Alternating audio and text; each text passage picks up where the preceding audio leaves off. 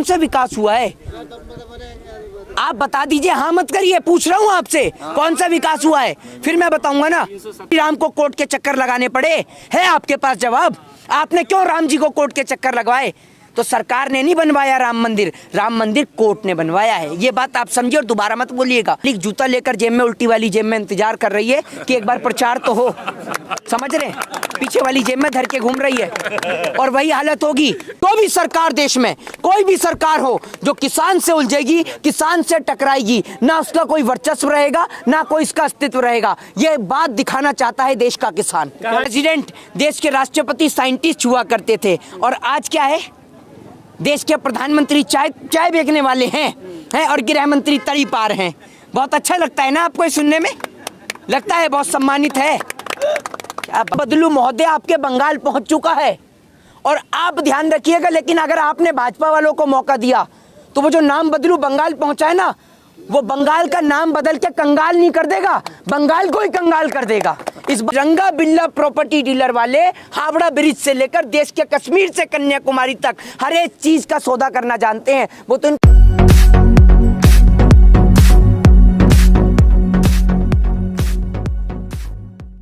बहन बेटियों की इज्जत आबरू सुरक्षित नहीं है, तो ऐसा उत्तर प्रदेश का मॉडल हमें कहीं और नहीं चाहिए। और अगर आपने बंगाल के बजाय, बिहार के बजाय, चुनाव प्रचार करने के बजाय अगर आपने उत्तर प्रदेश पे ध्यान दिया होता ना, तो आज ये उत्तर प्रदेश नहीं, ये उत्तम प्रदेश बन गया होता। लेकिन आज तो ये बदतर प्रदेश बन चुका है। आप ये समझिए, आपने तो सिर्फ नाम बदला है। अमित शाह जी कह रहे हैं कि देश का बहुत विकास हुआ है, बंगाल की बारी है, बंगाल में विकास करेंगे। क्या विकास? कौन सा विकास हुआ है? एक बात मुझे बताइए ना, कौन सा विकास हुआ है? आप बता दीजिए, हाँ मत करिए, पूछ रहा हूँ आपसे कौन सा विकास हुआ है, फिर मैं बताऊंगा ना। 370 हटा दी, राम मंदिर बन रहा है। यार आप लोग, भाई आप एक बात मुझे बताओ, कहाँ से पढ़ के? एक मिनट, अरे भाजपा उपलब्धि, भाजपा के नेता को लाकर बिठाओ ना एक दिन। राम मंदिर आप में कम से कम, भाई साहब जितनी बार भी इनसे उपलब्धि पूछ लो ना, जितने भी भाई वीडियो को देख रहे हैं सभी को देख लिएगा, पुरानी वीडियो में जब भी पूछू ना, नहीं सुनिए, जब भी इनसे पूछो तो ये राम मंदिर का ही नाम लेते हैं। फंडे खाना था, पैसा नहीं, ये राम मंदिर का ही नाम लेते हैं। राम मंदिर, आप एक बात मुझे बताइए, राम मंदिर देश की 133 करोड़ जनता की आस्था का प्रतीक है भगवान श्री राम, चाहे वो हिंदू हो, मुस्लिम हो, चाहे सिख हो, चाहे ईसाई हो, समझ रहे हैं आप? राम का आपने नाम लिया। एक बात मुझे बताइए, जब आप 3 तलाक का मुद्दा कोर्ट से पारित करा सकते हैं, तो क्या आपकी सरकार की इतनी औकात नहीं है कि भगवान श्री राम का मुद्दा कोर्ट से पारित कराने के बजाय सांसद से पारित कराते, पार्लियामेंट से पारित कराते? क्यों भगवान श्री राम को कोर्ट के चक्कर लगाने पड़े? है आपके पास जवाब? आपने क्यों राम जी को कोर्ट के चक्कर लगवाए? तो सरकार ने नहीं बनवाया राम मंदिर कोर्ट ने बनवाया है। ये बात आप समझिए और दोबारा मत बोलिएगा कभी भी किसी के आगे। और इनका जो विकास है ना, और उत्तर प्रदेश के मुख्यमंत्री के आगे मत पूछिएगा कि विकास कहाँ है वो, वरना क्या काम करेगा, सारे उत्तर प्रदेश में अनाउंसमेंट कर देगा कि सबका नाम आज से विकास, फिर जिसको भी खड़ा कर दो वही विकास दिखेगा। ये है इनका विकास। आज देश की गरीब जनता की वो हालत है कि जेब में अगर 5 रुपए भी ना हो ना, तो अगर आप शौचालय की बात गिनाने वाले थे, मुझे पता है आपके मुंह से ही पता चल गया था, समझ रहे हैं? आप शौचालय की बात करने वाले थे, तो गरीब जनता का वो हाल है कि अगर जेब में 5 रुपए भी ना हो तो गरीब आदमी शौचालय भी नहीं जा सकता। तो आपने गरीब आदमी के लिए करा क्या है? अगर भारतीय जनता पार्टी के पास कोई मॉडल है, शिक्षा के नाम पर, स्वास्थ्य के नाम पर, रोजगार के नाम पर और बेरोजगारी के नाम पर, या देश के किसान के नाम पर, तो आप उस पर चुनाव लड़िए ना। हिंदू और मुस्लिम के नाम पर कब तक चुनाव लड़ा जाएगा देश में? आपको शर्म आनी चाहिए कि माँ काली भी एक है और राम भी एक है। हिंदू मानने वाला माँ काली को भी मानता है, राम को भी मानता है। देश की 133 करोड़ जनता हिंदू, मुस्लिम, सिख, ईसाई सभी धर्मों में विश्वास रखती है। और देश के प्रधानमंत्री जी को तो बिल्कुल शर्म आनी चाहिए कि किसानों को छोड़कर वहाँ जाना उचित नहीं था। क्या आप अपने दिल पर हाथ रख के बोलिए, क्या प्रधानमंत्री मोदी को चुनावी रैली करनी जरूरी थी, या किसानों से पहले उनकी बात को जानना जरूरी था? यहाँ भी तो आ सकते थे एक बार कि आपकी क्या समस्या है, पहले आप बताइए। जब आपकी समस्या का समाधान होगा तब देश में चुनाव होगा, तब मैं मानता कि प्रधानमंत्री जी देश हित में कार्य कर रहे हैं और देश के लोग उनके साथ खड़े भी होते। आप बंगाल से आए, किस तरह का माहौल है?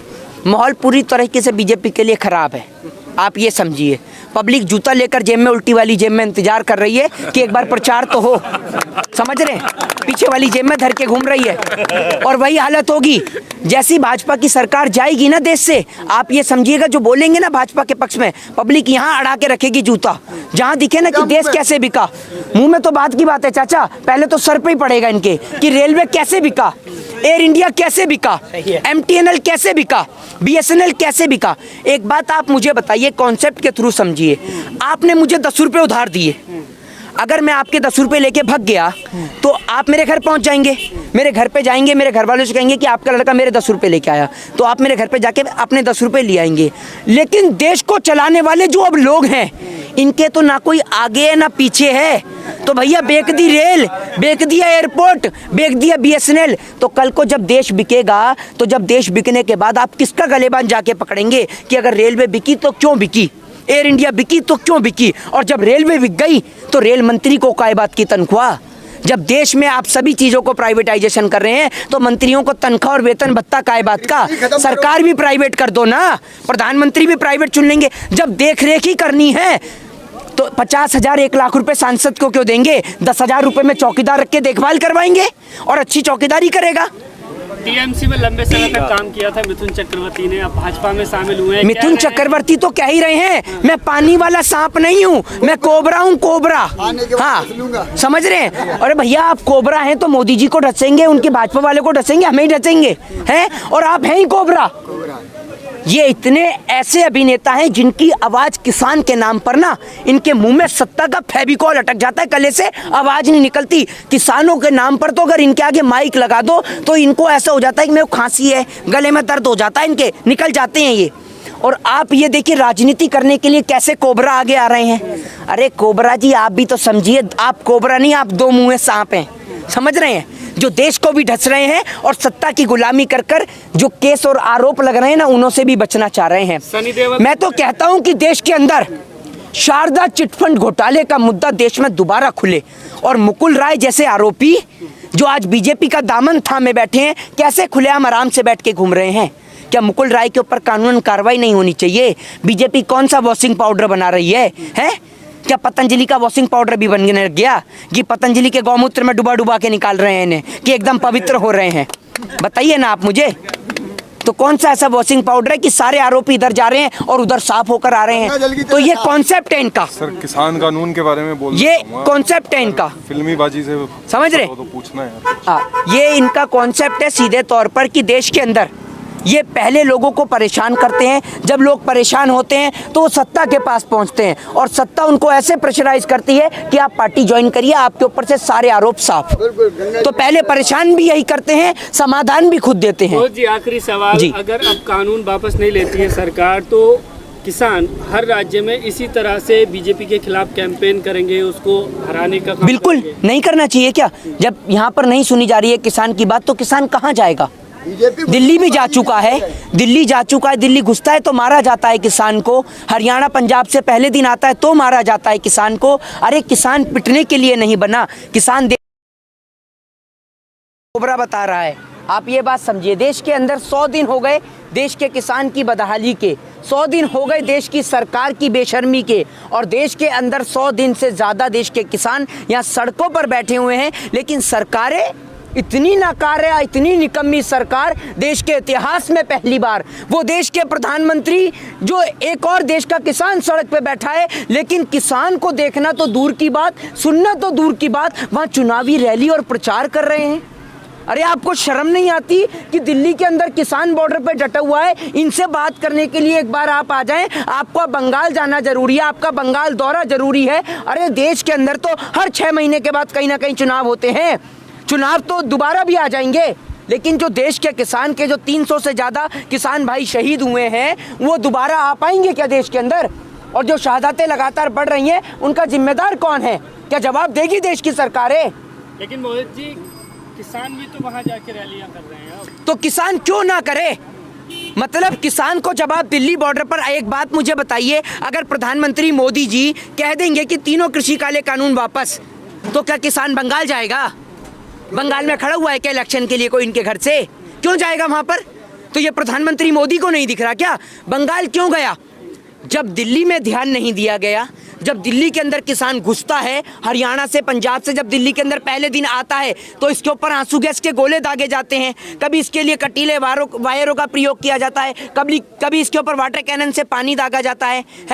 तो आप, ये पूरा देश देख रहा है आज किसानों के साथ में, और आप किसानों के ऊपर जब ध्यान नहीं देंगे तो किसान बंगाल भी जाएगा, असम भी जाएगा, तमिलनाडु भी जाएगा, केरला भी जाएगा और पुडुचेरी भी जाएगा। लेकिन मांग तो किसानों की जो नए कानून हैं उनको वापस करने की है। भाजपा को कश्मीर से कन्याकुमारी तक किसान जाकर अपना वर्चस्व दिखाएगा कि क्या ताकत है किसान की, और किसान से उलझने वाली सरकार की हालत क्या होगी ये किसान आपको दिखाएगा। कि जो भी सरकार देश में, कोई भी सरकार हो जो किसान से उलझेगी, किसान से टकराएगी, ना उसका कोई वर्चस्व रहेगा, ना कोई इसका अस्तित्व रहेगा। ये बात दिखाना चाहता है देश का किसान। कहा जा रहा है कि अब किसान सियासत करने लगे हैं, राजनीति में आएंगे क्या? तो एक बात मुझे बताइए, तो ये क्या राजनीति की कोई डिग्रियां दी जाती हैं? एक समय वो था कि देश को चलाने वाले देश के प्रधानमंत्री इकोनॉमिस्ट हुआ करते थे, और देश के प्रेसिडेंट, देश के राष्ट्रपति साइंटिस्ट हुआ करते थे, और आज क्या है? देश के प्रधानमंत्री चाय बेचने वाले हैं और गृह मंत्री तड़ी पार हैं। बहुत अच्छा लगता है ना आपको ये सुनने में? लगता है बहुत सम्मानित है। क्या बात कर रहे हैं, हद नहीं आती। तो आप ही लोगों ने, देश की जनता ने चुना है। तो आप लोगों में आप नहीं आते, आपकी सबसे ज्यादा भूमिका है, आपका तो बस नहीं चलता। आपने लोगों ने तो चाटुकारिता के सारी दे रही है ना, तो वोट देने के लिए परेशान किसने करा? मोहित जी, हम जैसे तो जेल भी जा रहे हैं सच दिखाने के चक्कर में। आप क्या करें बताओ? अब आप समझ ही नहीं पा रहे। आपके माध्यम से नेशनल चैनल को संकेत है, नेशनल चैनलों को संकेत है। डरते, आप क्यों डरे बोलने से? तो हमने कौन सा डरे? अरे भैया सुनिए, अगर हम डरते ना तो हम बोलते नहीं, समझ रहे हैं? नहीं, मैं क्या कह रहा हूँ, हम डरते तो हम बोलते नहीं, हम तो खुल के बोलते हैं और देश के किसान के समर्थन में बोलते हैं। अरे भाई आप सुनिए, देश के अंदर भगत सिंह को कोई चुनावी इलेक्शन नहीं लड़ना था, देश को आज़ादी दिलानी थी। राजगुरु सुखदेव को कोई चुनावी प्रचार नहीं करना था, देश में इलेक्शन नहीं लड़ना था। शहीद चंद्रशेखर आजाद को इलेक्शन नहीं लड़ना था, समझ रहे हैं? तो वो लोग देश से प्रेम करते थे और हम देश से प्रेम करने वाले लोग हैं। और आप इस बात को समझिए, हम इस गुलदस्ते के 4 सुनहरे फूल हैं, हिंदू, मुस्लिम, सिख और ईसाई। अगर एक फूल टूट जाएगा ना तो पूरे गुलदस्ते की रौनक खराब हो जाएगी, और हमें इस रौनक को खराब नहीं होने देना। देश को बचा के रखना है, बरकरार करके रखना है। यही कह रहे हैं कि आप देश से प्यार करते हैं। भारतीय जनता पार्टी भी यही कह रही है, जो कुछ हो रहा है देश हित में हो रहा है, चाहे नोटबंदी हो, चाहे कोई और मामला हो। ये किसान बिल जो है ये भी इनके फेवर में आया है, और देश के किसानों का फायदा होगा, देश का फायदा होगा। एक बात मुझे बताइए, पिछले 7 सालों में देश के फायदे के तहत नाम बदलने के अलावा कौन सा फायदा इस देश ने देखा है? एक ऐसे मेडिकल कॉलेज का नाम बताइए जो प्रधानमंत्री मोदी जी के द्वारा बनाया हो। एक ऐसे हॉस्पिटल का नाम बताइए जो प्रधानमंत्री मोदी के द्वारा बनाया हो। एक ऐसे नए एयरपोर्ट का नाम बताइए जो प्रधानमंत्री मोदी के द्वारा बनाया गया हो। एक ऐसे नए विश्वविद्यालय का नाम बताइए जो प्रधानमंत्री मोदी के द्वारा बनाया हो। बताइए ना आप मुझे, कैसे भारत को विश्वगुरु बनाएंगे? ऐसे बनाएंगे कि देश के किसान को सड़क पे लाके बिठा देंगे, या ऐसे बनाएंगे कि जिस देश के अंदर अगर आप लोन लेने जाते हैं गाड़ी के लिए तो आपको कम टैक्स पे करना पड़ता है, लेकिन शिक्षा के लिए लोन लेंगे तो आपको ज़्यादा पे करना पड़ता है। और सबसे बड़ी बात, अभी बंगाल से ही आए हैं, दोबारा बंगाल जा रहे हैं 16 को। बंगाल के लोगों को साफ भैया हाथ जोड़ के निवेदन है कि नाम बदलू महोदय आपके बंगाल पहुंच चुका है, और आप ध्यान रखिएगा। लेकिन अगर आपने भाजपा वालों को मौका दिया तो वो जो नाम बदलू बंगाल पहुंचा है ना, वो बंगाल का नाम बदल के कंगाल नहीं कर देगा, बंगाल को ही कंगाल कर देगा।